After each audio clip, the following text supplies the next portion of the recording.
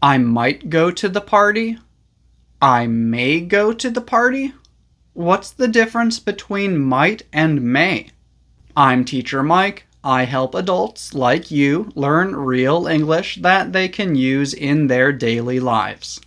Today we're learning about the main differences between might and may when talking about possibility. For example, the difference between saying I might go to the party and I may go to the party.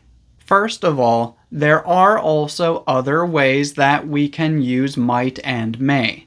For example, we can use them for requests, permission, and suggestions. But again, today we are only talking about how to use them for possibility. So, what's the difference? Both of these words mean that we are unsure about something. So, I might go and I may go both mean that I'm not sure if I will go. It's possible that I will go, and it's possible that I will not go. However, might sounds like you are about 50% sure, whereas may sounds like you are about 55% sure. As you can see, that's a very small difference. And honestly, it's only really important in formal writing. There are teachers who will tell you that this is an important difference, but again, I really don't think that it is. If you want to be an author or a publisher, okay, it might be important for you. But if you are just a normal adult who is learning English for everyday communication, I really wouldn't worry about this, because lots of native English speakers use them to mean the same thing. Another difference is that people who really care about traditional grammar rules will tell you that may should never be used to talk about the past.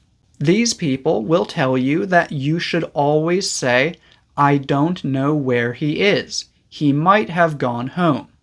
Not, he may have gone home. But this is another rule that you really don't need to worry about because in modern English, many people use them to mean the same thing. In some examples, I can feel a very small difference between these two words. However, it's really small. The thing that I think is a lot more important is just the way that you speak.